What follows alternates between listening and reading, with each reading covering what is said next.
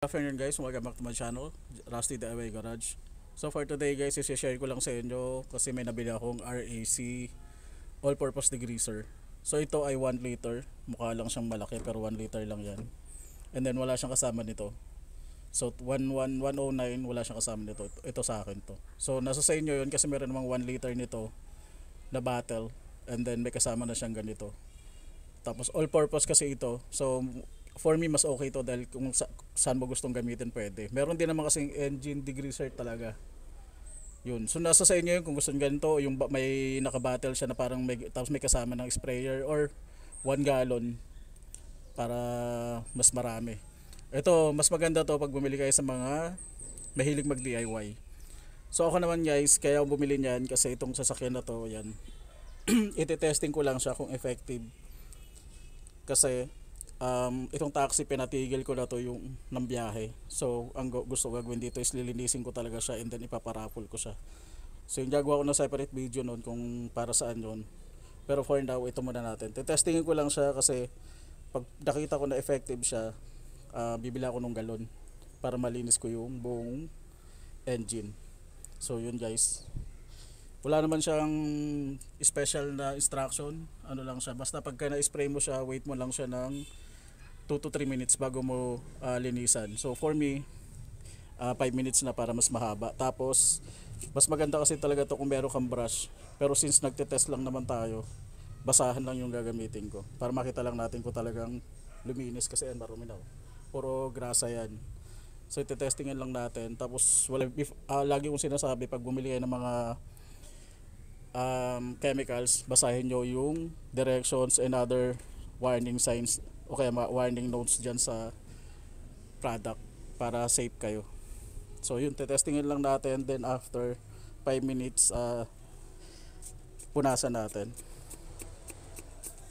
Yun. So yan guys, dito lang tayo, makita lang natin kung matatanggal na talaga.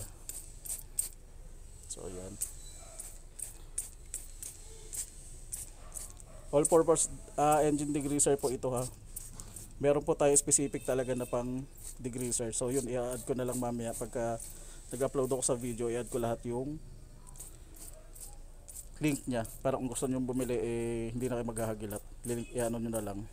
So yun, kita niyo naman pag spray pa lang natin, natatanggal na yung langis. Ito kasi medyo malala na yung langis talaga kasi makapit na So bihira naman yan. Ito kasi taxi na medyo napabayaan. Kaya since naghawak kasi nito yung driver, kaya nagkaganyan siya.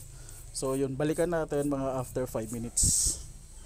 Tapos punasan natin kung okay siya.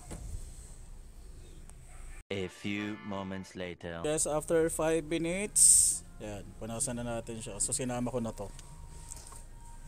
Pero ito talaga kailangan natin makita. Yan, punasan natin. Ayan.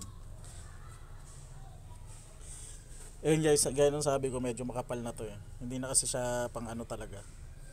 Ayun makita nyo makakapal na yan talaga. Hindi yan basta-basta matatanggal. Kailangan talaga ano yan, engine wash talaga ang kailangan dyan. So itong pinapakita natin is yung mga simple lang na kayang tanggalin itong degreaser. So ito pa nakita nyo naman kanina. Ito kasi yung pinaka the best na ano dyan dahil ito yung medyo oily lang talaga. Yun. Nakita nyo naman kanina, before natin siya sprayhan, marumi talaga siya. Medyo oily. Pero tignan nyo naman ngayon, kinis. Yan guys, kinis. Tsaka itong takip. Wala na yung oil. So yun, effective naman siya guys. Ang difference lang kasi itong engine na to, kailangan muna talaga ng matinding linis to. Yun. Pero yun, pakita natin yung before and after nito, itong itsura nito kasi ito yung pinaka talagang purpose niyan.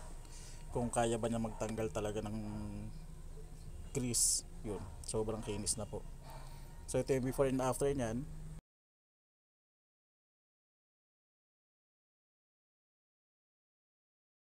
So yun, ito na lang gagamitin ko.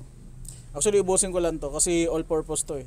Ang kailangan ko kasi dito yung engine degreaser. And then baka bumili rin ako nung all purpose kasi magbababa ako ng transmission nito.